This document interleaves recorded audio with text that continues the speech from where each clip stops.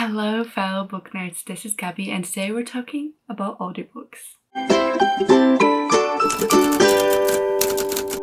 So if you don't know, I like audiobooks and I really like recommending audiobooks, but I always feel like there's no such thing as anti-recommendation, where maybe it's not a good idea to choose an audiobook over a physical book. So I started this series called Better as an Audiobook, where I give you two books which are just superior as audiobooks because the audiobooks are such good quality, everything about it is amazing, and I think it enhances your experience. Then I give you two that are, the audiobook was fine, but I didn't feel like it elevated my experience, so either way you're fine.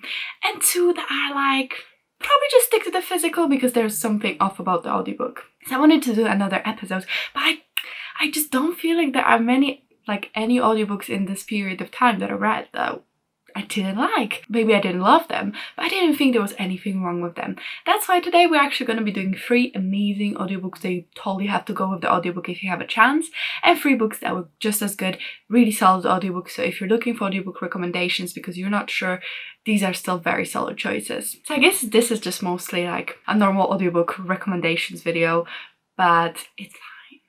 I didn't want to like slag an audiobook if I didn't believe in slagging, you know? So the first one is a very recent read of mine, and it's The Ember in the Ashes by Sabaa Tahir. So this audiobook was so good. It's on script. I wanted to read the book, so I was like, maybe let's go with the audiobook. Seems like it might be easier. I was participating in the Ember in the Ashes read along, so I felt like, why not, you know? And then I started the audiobook. I was like, I don't know, this actress for the female character seems very young and I don't know how she'll sell it. But I was 100% wrong. This was so good. Like, we have had 2 actors. One is for the main character Leia. Every time I get it wrong. For the main character, female character Leia, and then we have Lila. Yeah. And then we have Elias, who's the main male character, and both of them were phenomenal. They added so much emotion to the book. I just couldn't put it down because like they would be they actually shouted, you know, if something was like very emotional. And I don't know, it just really, I feel like they had the kind of conviction, or just went for the kind of style that it was like very emotional and very like almost acting like, which I really enjoyed. I feel like some audiobooks can be more like just reading a story to you and like doing a little bit of voices but maybe not putting so much emotion behind it, and there's nothing wrong with that. That's just style, I think. But this one's definitely more the emotional conveying of the emotional gravitas of the scene as well. So if you don't like that, maybe you're not gonna enjoy it, but I actually found that super absorbing. Just really made me care so much about what was happening and care about the characters, and I think it was really well done. You probably want a synopsis for the actual book. Okay, so this book we follow Leia or Layla or Leah, whatever her name is.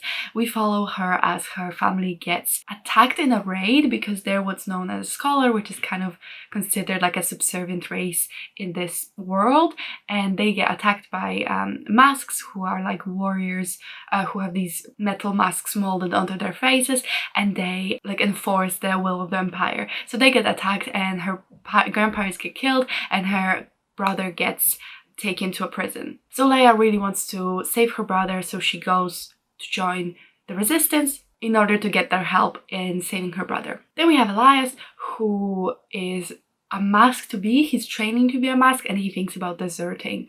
So that's basic premise. It's a really good book. Really good audiobook. The audiobook was just so good.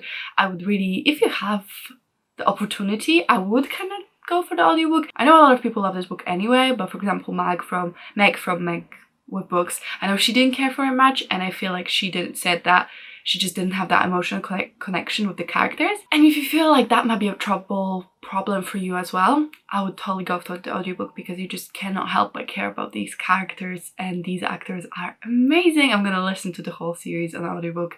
I'm not reading it physically now that I've discovered how amazing the audiobook is. The next one is a tricky one because I didn't like fall in love with the book, but I think the audiobook made me like it more.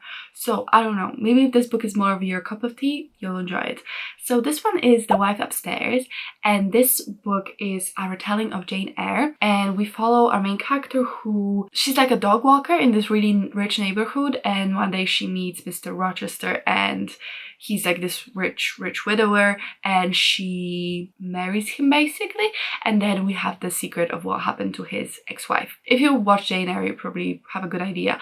But I really think this audiobook was well done because I liked the accents they did, especially for the ex-wife's character, because we get a couple of perspectives from her and she had a really amazing southern accent, and I think that really elevated the audiobook, like made me want to keep reading, because I don't know, it wasn't like crazy twisty turny. I feel like it was pretty predictable, so I didn't like love the thriller for that, but because the performance was so good, I was really sold on it. So I actually would recommend this if you really want to pick it up. Maybe go for the audiobook, because I think it did a really good job actually. Even like as a thriller, I don't feel like they always work as audiobooks for me, but this one did, and I think it elevated what could have been like a mediocre book. It became like a little bit less mediocre. I don't know. Like I feel like you could like it if you enjoy domestic thrillers, maybe enjoy Jane Eyre, but I always thought, oh, this would do better as a thriller. Maybe this book is for you, and I would say the audiobook is the way to go. So next up we have The House on the Cerulean Sea. So this is a very recent read of mine. So in this book we follow Linus. Yes, we follow Linus, who's a caseworker for like orphanages, but the orphanages are special because the orphanages are filled with special children with magical abilities, so be like gnomes or werewolves, that kind of thing.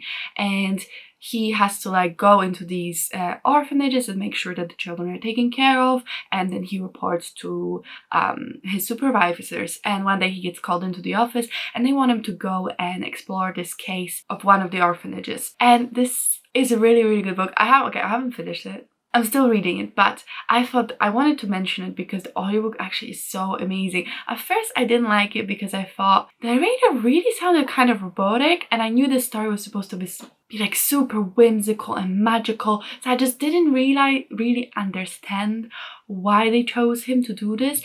But as you go on, it really like just elevates because all these new characters come, and the narrator does such a good job of like giving them each individual voice, and he's actually very, very good at the voices. So if it sounds a little bit robotic to you, or like someone's reading a manual at first, just like maybe give it 3-4 chapters just to see if maybe it was just, I think it was kind of on purpose, because Linus as a main character is a very by the book person. He's very, very, very systematic. He's really like loves rules and that kind of thing, and his life is extremely boring. So I think it was kind of on purpose to give the narrator like a little bit of a more robotic, monotone tone to him, so that all the other characters could really shine with their uniqueness.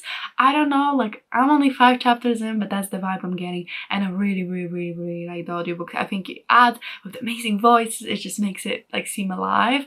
I don't know, the audiobook narrator is doing a very, very good job, so I'm really impressed. Okay, so those were like 3 headphone category where I would say go for the audiobook every time.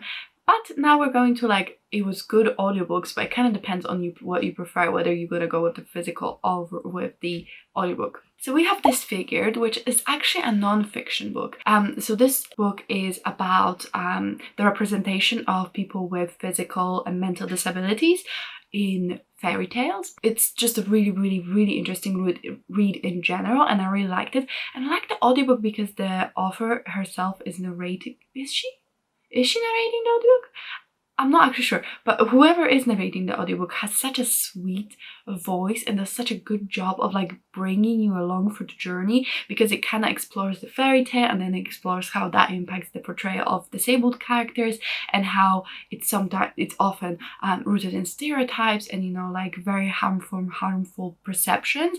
And I don't know, the audiobook narrator just did a really good job of like balancing the sweetness in her voice with the fairy tales, but also like talking about very serious issues. I don't know, I really liked it. And for me personally, I always like hearing non-fiction audiobook recommendations because I love reading non-fiction as audiobooks. I don't really pick it up physically. So if someone has a good audiobook for non-fiction, I always want to hear it. So I thought maybe I'll share one with you. Maybe you also been on this journey with me of trying to read more non-fiction and you're wondering what you should pick up. Definitely Disfigured was really good. And if you have any recommendations for audiobooks, the non-fiction audiobooks are really interesting and well done and you would actually recommend, please let me know, because I am very short on them and I need to read more. I'm falling behind my goal. Okay, the next novel is Lakewood, and this book we follow our main character whose grandma just passed away, and her grandma was like a very important figure in her life because she always took care of her and her mom, as her mom has a disability, so she's not able to always take care of the daughter.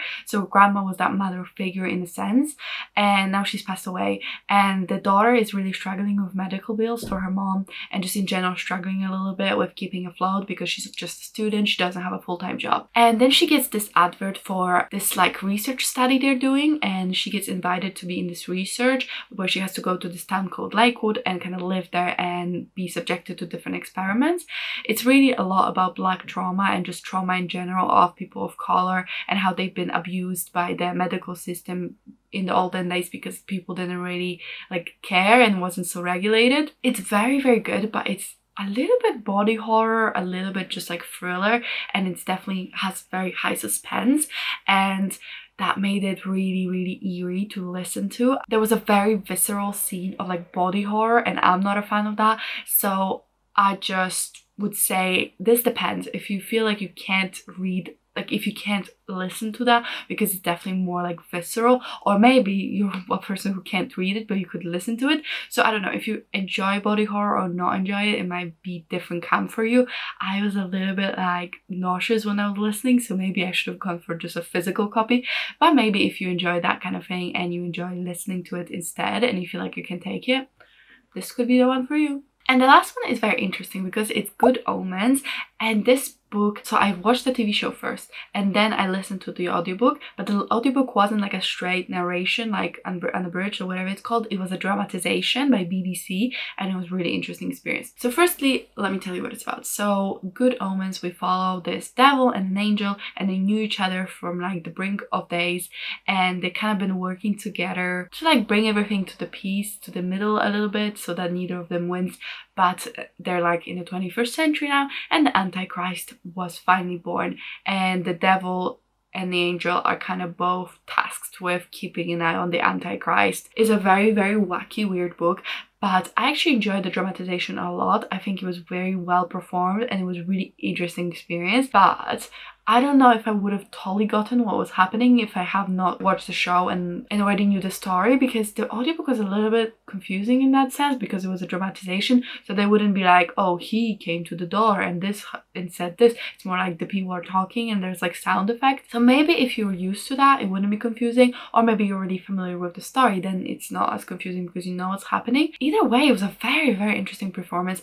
I really, really enjoyed it. I really liked how everyone had their own voice and everyone did a really good job being like the character, and that was really, really well done. So if it's something you could enjoy and you feel like you do enjoy dramatizations and you're used to them and you wouldn't be confused, then actually go for it because it was really good. But if you maybe never heard the story and never listened to a dramatization, then maybe just not for you, but I don't know. Okay, that's all the audiobooks I have for you. I really hope you find a new favorite. Hope you enjoyed the video, and if you have any audiobook recommendations for me, please pop them in the comments. I always love hearing from you guys, and I always am on the lookout for a new good audiobook. But yeah, that's pretty much it from this video. If you liked it, if you could comment, like and subscribe, it really, really, really helps me out, so I really appreciate it. But otherwise, that's it from me, and I'll see you in my next video.